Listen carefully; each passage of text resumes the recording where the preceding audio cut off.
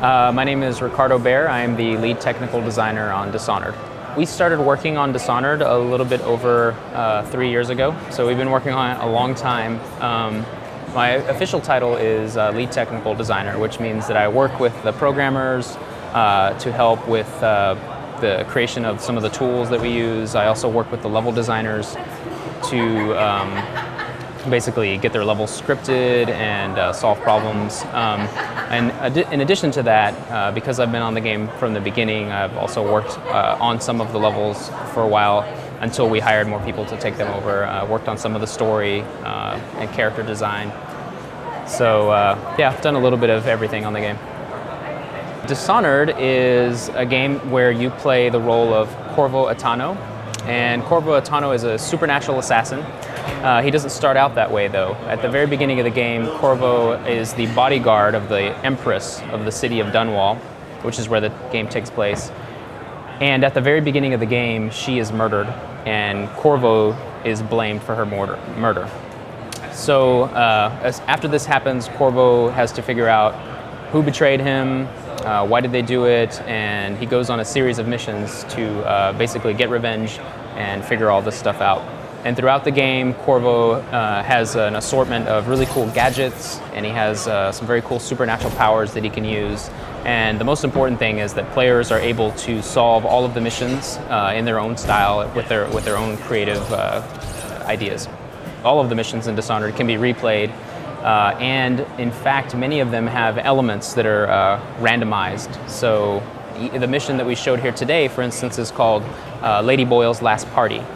And the player has been sent to eliminate the Lady Boyle. He's supposed to infiltrate a masquerade and find out which Lady Boyle is the correct one, because there's 3 of them, and so you don't know which one is the right one. And there's a number of different ways to figure out who is the correct one. But if you were to replay the mission, it would be a different Lady Boyle each time. And where the clues are located, they're different each time you play the game. Dishonored includes a system called the Chaos system, which, depending on how you play, it changes the way the world ends up. So when the game first starts, Dishonored is, or the city of Dunwall, where the game takes place, is kind of in a bad situation. There's a plague that's ravaging the city. This man called the Lord Regent has taken over authority in the city. He used to be the spy master, but now he's in charge of the whole kingdom. And he's a tyrant, and his technology is all over the city, and his tyranny is very evident. So things are already bad enough. But depending on the way the player plays the game, if you play in a fashion that's very brutal, you assassinate lots of people, you kill innocent people, then the city will slide further and further into disaster. If you play in a way that's more, you could say, merciful, you don't kill as many people, you figure out ways to eliminate people without having to harm them, then the city is a lot brighter at the end of the game. The way that chaos impacts the game is not just the end. There's multiple ways. The biggest way is at the very end of the game. The way the game turns out, the way the world turns out, depends on how you play, how much chaos you add to the city. But then there's also some more subtle ways throughout the missions. Sometimes it will affect where your target is, because if you've been creating lots of chaos, then the next target you're trying to hunt down might be in a better protected location. If you increase the chaos in the city, then sometimes there'll be more rats in the streets, there'll be more infected people, and then sometimes some of the characters that you know in the game will respond differently because they see the world being darker around them, or they see that you are behaving in a darker fashion. There's a wide variety of gameplay in Dishonored depending on what your stylistic preference is. So some players will probably pick powers and use gadgets that are more aggressive because they want to fight more. They'll take a very head-on approach to the game, and some players will want to play in a very stealthy way, so they'll take powers that will help them sneak better or help them escape better.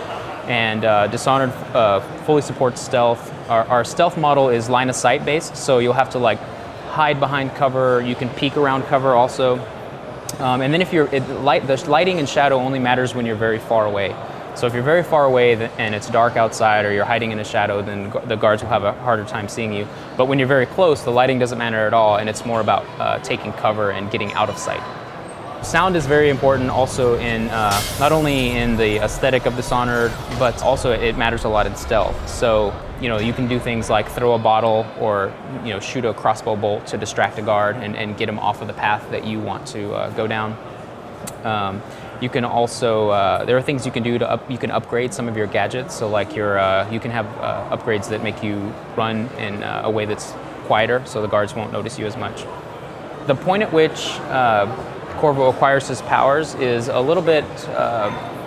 He doesn't start with powers, but he acquires them very soon in the game, and then throughout the game he can upgrade them. Early on in the game, Corvo is visited by a mysterious figure called the Outsider, and it's not clear to the player, or it's not clear to Corvo whether the Outsider is a bad guy or a good guy, or whether he has good intentions or bad intentions. He's sort of his motives are not known. However, he does grant Corvo these powers, and magic in the world of Dishonored is very rare, but the people who have it, like Corvo, are very powerful. And as you play the game, you'll actually meet a few other people on the way who have been visited by the Outsider, just like you have. The length of Dishonored, the amount of time it takes you to play the game, is really going to depend a lot on what kind of player you are. So, some players have gone through the game in like 12 hours because they just concentrated on the main storyline and they just did everything as fast as possible. And then, some players have, spent up to 24 hours or more playing the game because they're very stealthy, they like to do all the side missions, they like to collect all the loot in the game. And those players are going to have a much, much longer experience. So it kind of depends. There's a big variance depending on what kind of player you are.